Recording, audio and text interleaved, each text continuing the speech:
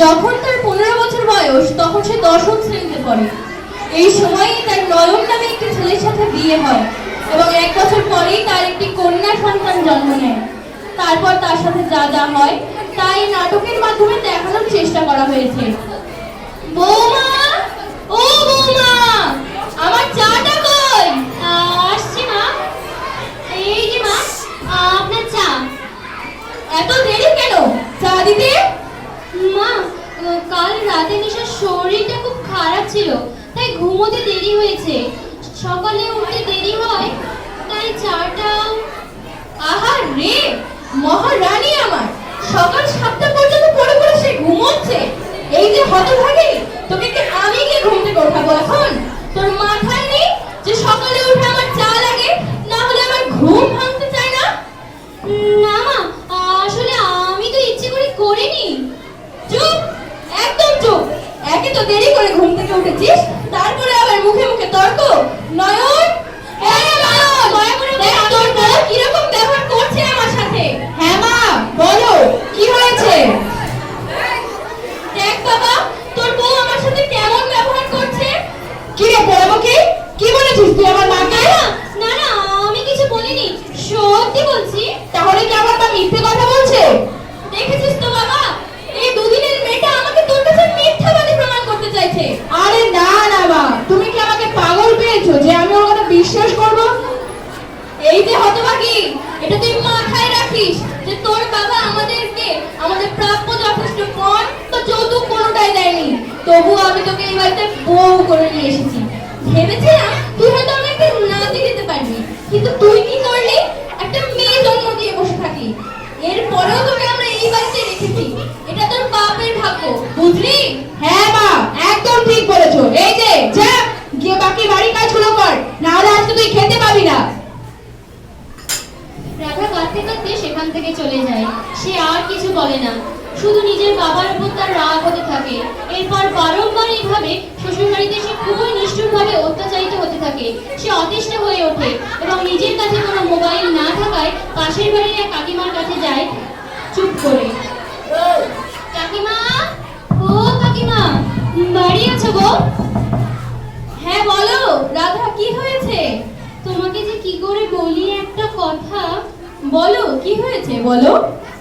তোমার মোবাইল ফোনটা একটু দেবে গো, আমার বাপের বাড়িতে একটা ফোন করতাম। সে ঠিক আছে, কিন্তু রাধা কি হয়েছে গো? তোমাদের বাড়ি থেকে প্রায় চিৎকার চেঁচামেচি শোনা যায়, কোনো সমস্যা? আর বলো না কাকিমা, রোজ রোজ এই অশান্তি আমি আর সহ্য করতে পারছি না। এই বাড়ির সবাই আমার উপর অত্যাচার করে, আমি আর পারছি না কাকিমা। কাকিমা, তোমার ফোনটা দাও না গো। ঠিক আছে, একটু দাঁড়াও। এই যে নাও মোবাইল। ক্রিং ক্রিং ক্রিং ক্রিং। হ্যালো মা। কে? আমি রাধা বলছি। রাধা? হ্যাঁ মা, আমি। কেমন আছো তুমি? বাবা কেমন আছে?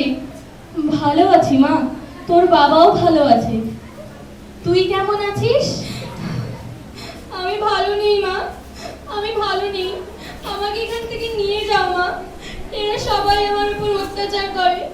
বাবা আমার বিয়েতে বেশি পণ দিতে পারেনি বলে, আমার একটা মেয়ে হয়েছে বলে আমার রোজ অত্যাচারের শিকার হতে হয় মা। চুপ কর মা, চুপ কর। আমরা গরিব মানুষ মা, আমরা কি করব বল? তুইও চুপ করে থাক। একটু ঝামেলা হয় সংসারে, ও মিটিয়ে নিতে হয়। ঠিক আছে মা, রাখছি। কি আর করবে বলো রাধা, যাও বাড়ি ফিরে যাও। এরপর রাধার সাথে এমন ঘটনা প্রায় ঘটতে থাকে। একদিন রাধার উপর তোর স্বামী নয়ন অকথ্য অত্যাচার করছিল। রাধা, এই রাধা, রাধা, এটা কি করেছিস? হতভাগী, আমার এত দামি চুল পুড়িয়ে ফেলেছিস। থাম, তোকে একটা দেখাচ্ছি মজা। তোমার দামি চুল পুড়িয়ে ফেলে কি করে? এটা ওকে এই পুড়িয়ে ফেলে কি করে? কাকিমা কিছু পুলিশ নিয়ে নরেন্দ্রের বাড়িতে ঢুকে আসে। কি চলছে এখানে? পুলিশ? পুলিশ এখানে কি করছে? আর মালতী তুমি বা এখানে কেন? যেভাবে অত্যাচার করেন আমি দেখেছি। ছি, আপনার কি মানুষ? ইউ আর আন্ডার অ্যারেস্ট নয়ন বাবু, সঙ্গে আপনিও। এই অ্যারেস্ট করো ওদের। তোমার আর কোনো ভয় নেই রাধা, তুমি এখন নিরাপদ। আপনারা এখন আর ভয় পাওয়ার কোনো কারণ নেই রাধা দেবী, ওদেরকে আমি দেখে নিচ্ছি। থ্যাংক ইউ মালতী ম্যাম, এখন আমরা আসি। এই চল। ধন্যবাদ কাকিমা, আপনাকে অসংখ্য ধন্যবাদ। আপনি আমাকে বাঁচিয়েছেন, ধন্যবাদ আপনাকে। না না, আমাকে ধন্যবাদ বলে আর লজ্জিত করো না। আমি তো শুধু নিজের কর্তব্যটা করেছি। প্রত্যেক মেয়েরই অধিকার আছে স্বাধীনভাবে মাথা উঁচু করে বাঁচার। তুমি ওদের ব্যতিক্রম নও। ধন্যবাদ কাকিমা।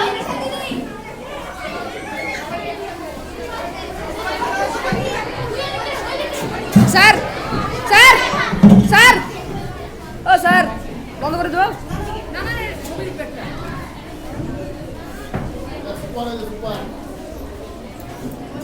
ভিডিওটা বন্ধ করে দেবো এবার জোরে হাত খালি